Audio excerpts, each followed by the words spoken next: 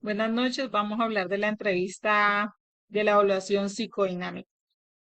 El concepto de la infancia es una etapa fundamental para nuestra vida, es un factor determinante para nuestra vida adulta y tiene que ver todo con el vínculo afectivo en el cual estemos rodeados en los primeros años de edad.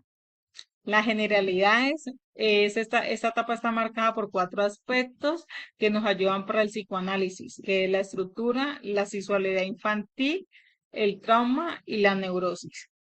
La relevancia y las etapas. Las pulsiones internas determinan la estructura de la personalidad. Podemos resaltar cómo se enfoca en explorar el desarrollo clave. Durante lo vivido en esta etapa, este proceso se divide en cinco etapas: la oral, la anal, la pálica, la latencia y la genital. Las principales características del concepto síntoma y del trauma, resaltando además su relevancia para la psicología dinámica. El síntoma es la expresión psicológica que muestra un conflicto interno, en cual se origina en la lucha de los procesos del consciente, el preconsciente y el inconsciente. La relevancia, el entorno social influye para este modelo psicodinámico. Es lo que nos negamos a aceptar hasta tocar fondo, hasta el punto de llegar a buscar ayuda. eh, es todo lo que tiene que ver con lo que callamos, lo que de una u otra forma sabemos que está ahí, pero no lo soltamos. El trauma, los acontecimientos de nuestra infancia como un factor determinante para la vida adulta. Cito un tema que me pasó en particular, que era que cuando estaba niña un vecino por el hueco del baño me observaba mientras me bañaba y en algún momento le comenté a mis padres y lo vieron algo como normal.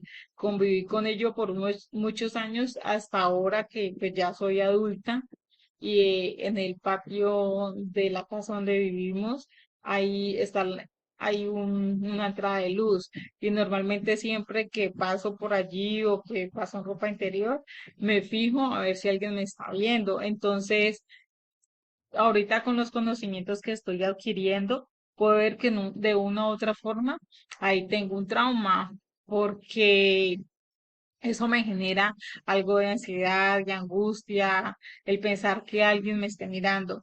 Entonces me llamó mucho la atención el estudiar este tipo de conceptos porque nos permite, además de enriquecer nuestros conocimientos, trabajar en nuestra parte interna, porque también vemos que tenemos algunas situaciones que hemos convivido con ellas, pero no la hemos trabajado. Objetivos de la entrevista psicodinámica. Se basa en la interpretación libre de la conducta del paciente, a través del seguimiento de emoción, en la narración de los sueños de los actos fallidos y aún en los silencios. Me llamó mucho la atención cómo Freud en su teoría nos dice que nos intenta convertir lo neurótico en miseria en algo de la vida común. Es decir, por medio de esta entrevista podemos llegar a llevar al paciente a ver, digamos que él está encerrado en su ciclo y en lo que es imposible y en lo que él cree que solamente le ha pasado a él, a llevarlo a mirar que a otras personas también le han pasado situaciones difíciles, inclusive situaciones en común y han salido adelante. Creo que esto le permite al paciente aceptar su realidad y a poder llegar al punto y rescatar que es mucho más común lo que le sucede y que con ayuda puede salir adelante. ¿Qué es la demanda en la entrevista psicodinámica y por qué es importante? La demanda se basa en los siguientes criterios. Es revisar quién solicitó la ayuda, si es un familiar, si viene la persona remitida de otro centro asistencial, si viene de un centro profesional. Es importante mirar el entorno de dónde viene remitida la persona. Si es la familia, es revisar el por qué la familia acude en ese momento a llevar al paciente. Porque es importante tener la información profunda de toda la situación. Se debe tener en cuenta los factores, cuándo se presentan los hechos, los síntomas, por qué no se llegó a consulta con anterioridad, porque nos permite comprender la situación y el enfoque que debemos tener con el paciente.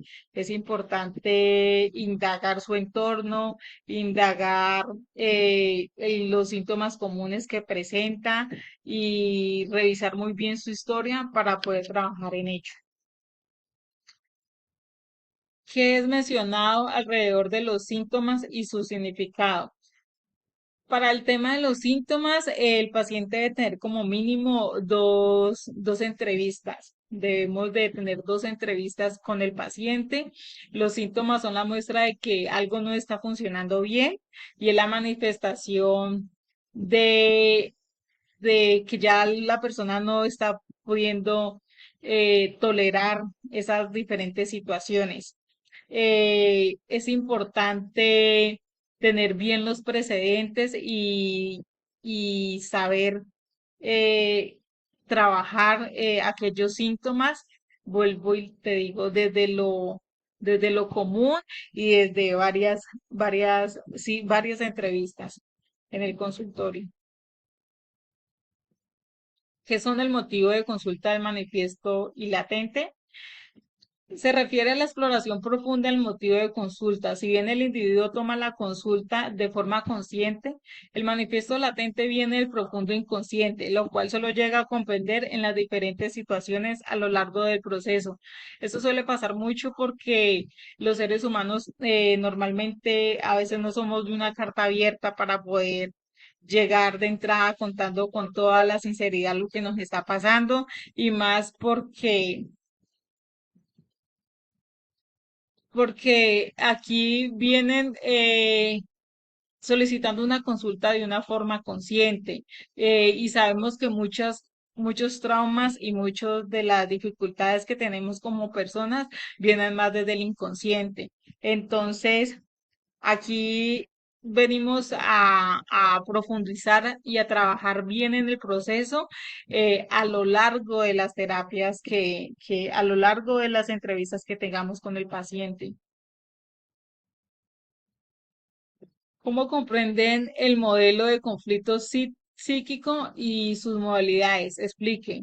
El modo de vincularse a las personas, las demandas que les hacen exigencias que se imponen a sí mismo e impone a los otros, las frustraciones que viven en su vida diaria, todo aquello en la que la cotidianidad el entrevistado refiere como conflictos.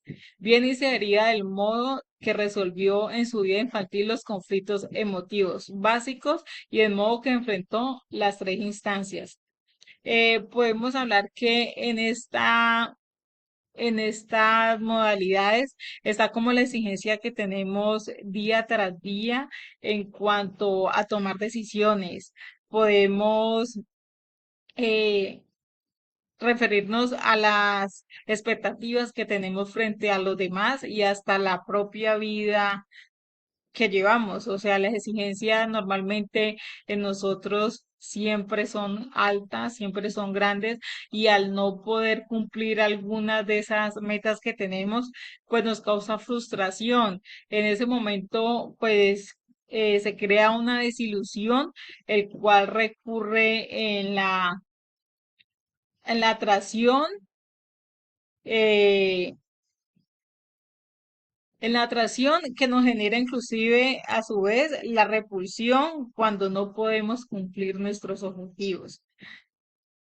Entonces, esto nos genera todo ese tipo de comportamientos en cuanto a las modalidades que existen del conflicto psíquico.